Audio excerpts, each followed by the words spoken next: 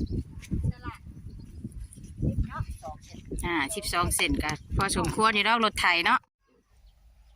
กราบสบายดีพ่อแม่พี่น้องเบิดทุกคนเนาะวันนี้มาพบกับช่องสาวบุญตาชาแนลอีกแล้วพี่น้องวันนี้สาวบุญตาก็ได้มาบ้านน้องสายใหม่เนาะคือเห็นมาแล้วเห็นอ้ายสร้างเพิ่นเก็บข้าวเก็บของเก็บเครื่องอุปกรณ์ที่ว่าสร้างเพิ่นนั่นแหละก็เลยบอกว่าไปเฮ็ดเทือนไผเพิ่นก็ยังว่าบ่ฮู้น้องเพิ่นยังบ่ฮู้เนาะว่าเฮ็ดเทือนไผก็เลยเก็บขึ้นรถสาวบุญตาเนาะวันนี้ก็ต้องไปเบิ่งไปส้มน้ำกันเนาะพี่น้องไปเบิ่งไปส้มโอเค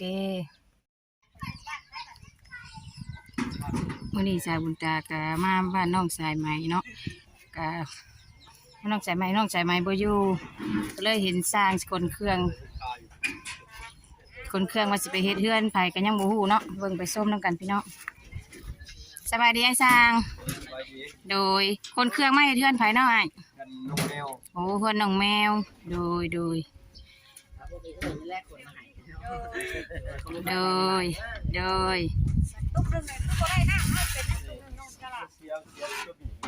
มันแตกบ่โดยตุกแตกเนาะ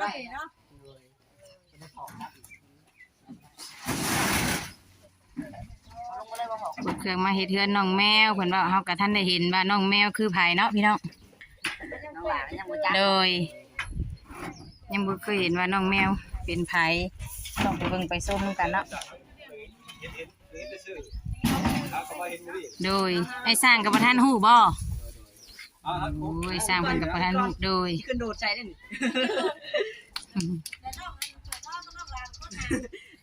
โดย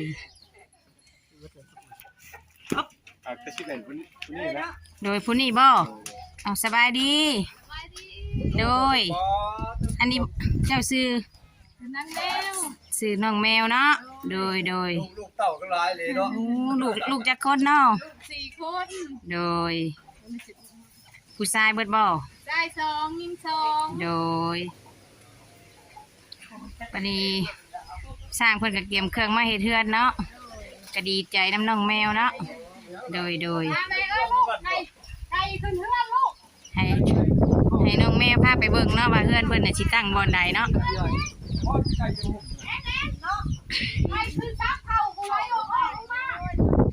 ให้สร้างพาไปเบิ่งก็ได้ว่าเฮือนเพิ่นสิตั้งบ่อนใดเนาะเดี๋ยวไปเบิ่งตามสร้างไปโดย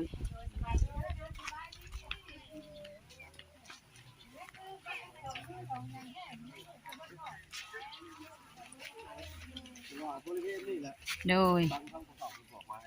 โอ้ดินเพิ่นเนาะข่าวกองทรายลงไปครับกองในบ้านเลยโดยกะเสาจักต้นเนาะ15 ต้นโอ้ถือว่าใหญ่สมควรเนาะโดยไปเบิ่งเสาเพิ่นก็เด้อไอ้สร้างเด้อโอ้เสา15 ต้นเอาสบายดีสาวไรสบายดีเสา15 ต้นเพิ่นว่าสาวไรใหญ่พอสมควรสบายดีน้องสร้าง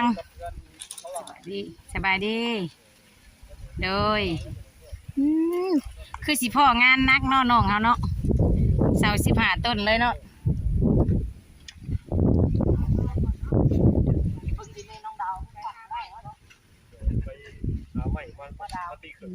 เพิ่นกะกำลังเตรียมเครื่องมาเครื่องเฮือนเนาะ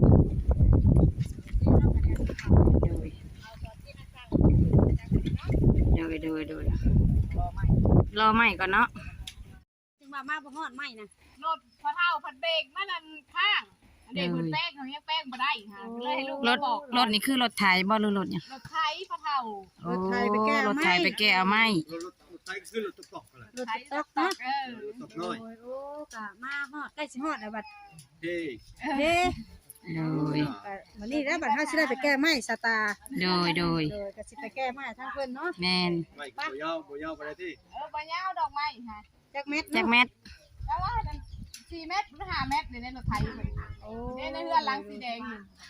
ช่วยไป ค่อยไปเดี๋ยวเฮ็ดบ่ แม่น โดยอ่ะป้าจะเดี๋ยวเฮาสิไปแก้เอาไม้เนาะ เลย ไปกัน โด มาย โด สร้าย ง ไป กัน ไปกัน ไปนำกัน ไป ไป กันเนาะไปเอ๊ะตอนนี้เฮ็ดท่ากันเป็นคน ได้สร้างไปน้ำกันเนาะไปคนเอาไม้ ไม่เพิ่นว่าเพราะว่าไม้เพิ่นแก้มารถตอกเพิ่นเทนะพี่น้องเลยเราสิพากันเป็นคนเอาไม้ก่อนเนาะใช้รถคันนี้แหละพี่น้องเนาะไปกันบ่ไปนำกันลุง ไปเพิ่นเอาเพิ่นรถเพิ่นเพกะชาวบุญตาก็สิเลิกสิเอารถชาวบุญตาไปแก้เอาไม้เพิ่นเนาะพี่น้องกับไอ้สร้างไปเลย โอเคพี่น้อง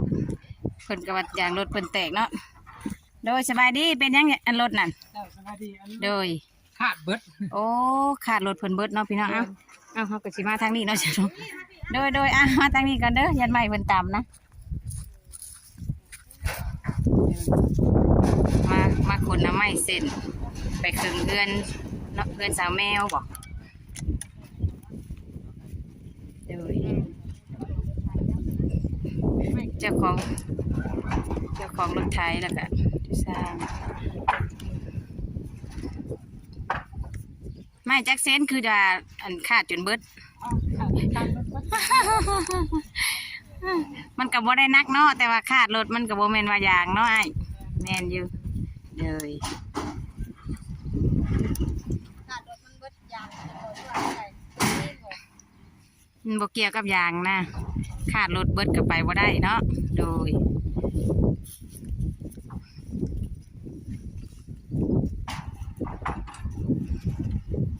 ไม่หลายแต่บ่ฮอดบ่10 เซน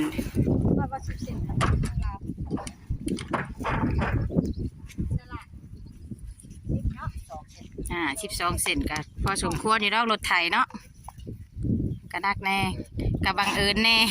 พอใส่งานมันโดนเลยเนาะขาดจนเบิด ดีแล้วยังเป็นในบ้านเนาะหรือว่ารถเฮาก็มาพอดีนะจะได้สั้นเพิ่นก็สิได้เบรกแล้วเพิ่นสร้างเด้อท่านไอ้สร้างได้เบรกได้หน่อยเด้อป้าขึ้นรถ กันแล้วก็ เอารถกระชงกระเถาเด้อ เด้อ เดี๋ยวไปครับขึ้นไป เด้อ เจ้าเป็นเจ้าของ บ่แม่นว่าเพิ่นเป็นเจ้าของเรือน เป็นผัว หัวสะแมวบ่ โดยผัวสาวแมวเนาะโดย มาซะเดี๋ยวเฮาสิมาเอิ้นเจ้าผู้ใดเด้อ เฮ้ยโยลงพุ่นแล้ว พ่อแม่พี่น้องเพิ่นว่ารถเพิ่นนี่ไปบ่ได้ คืออยู่ซอยกันเนาะทางน้องสร้างเพิ่นก็แฮงหลายจนว่ารถ ซ้ำเกียร์2พุ่นน่ะ โอ้บ่ได้ชุกเจ้าบัดขี้ว่าน่ะ ก็คือเฮาบ่ได้ชุบน้ำเพิ่นเนาะพี่น้องคือเฮาสิเอาเครื่องเมื่อก่อนไปสะไลเอาไม้เมื่อเฮือนสาวแมวกันเด้อ น้องเพิ่นอยู่ขายไปส่งก่อนเป็นพี่น้อง โอเคพ่อแม่พี่น้องเราก็มาฮอดแล้วเนาะไอ้สร้างไปคนน้ำไม้โดยสบายดีโดยสบายดีอีกรอบ คงไปคนเอาไม้เนาะโดยโอ้น้องยางลัดธงบ่น่ะโดยเป็นยางลัดธงเนาะ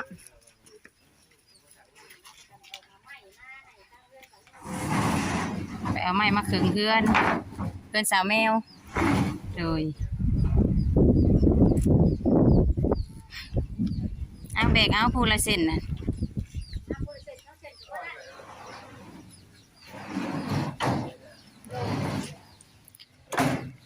ล่อเพิ่นก็มาจอดตันทางเจ้าของ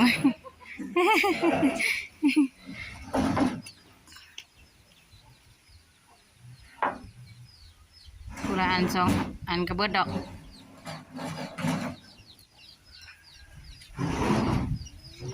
โดยชาแม่ไม่เอามาแต่ใส่เนาะ ยืมไม่ มาเขามาโฮมดีมันแดดโดย ไม่ โอ้ยืมเนาะ เลือนเอา โดย ยืมเอาสะกอนวะ โดย กับคนให้ยืมอยู่มาทันป้าก็บ่ได้ ขาดเบิดผลเนาะ คนเอาคาดเบิดเสกเลย โดยกี่ว่าถ่ายางมันเกี่ยวกับน้ำหนักเนาะอันนี้มันบ่เกี่ยว เพราะว่าขาดเบิดรถใหญ่ก็ไปบ่ได้คือกันเนาะ โดย ดีแต่ว่าใกล้นั่น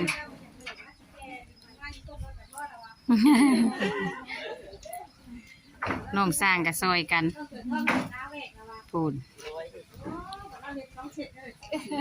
อืม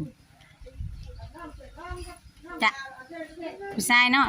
ยิง นี่ผู้หญิง เลย โอ้บนตัดผมทรงผู้ชายเนาะ ตัดผมเสื้อผู้ชาย เดย ผมยาวแล้วก็บ่สบายแล้วก็ตัดให้นั่นนี่ โ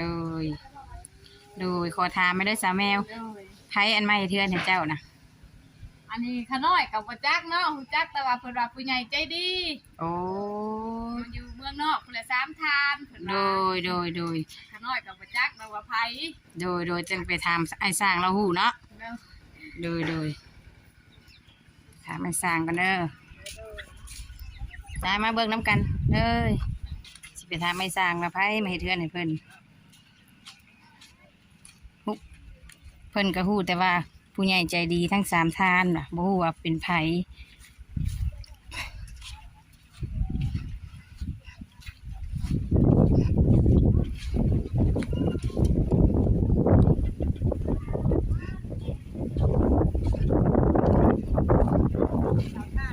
มาถามไอ้สร้างได้บัดนี้ถามสาวแม่ว่าไผเฮ็ดเทือนให้เพิ่นเลยว่าบ่ฮู้ว่าเป็นไผว่าเจ้าฮู้อยู่บ่โอ้บ่เตียงทอง ทั้งมาทั้งบ่อเตียง โดยผู้ใหญ่มาทางบ่เตียงทองเนาะโดยกับฮู้แล้วพี่น้องบัดนี้ถามเจ้าของเพิ่นว่าบ่ฮู้แต่ว่าสามท่านทางเมืองนอกว่ะ ได้อยู่ตัวตามบ่อเตียงมันขึ้นไป โดยโอเคเฮาก็ไปเบิ่งว่าเพิ่นโดย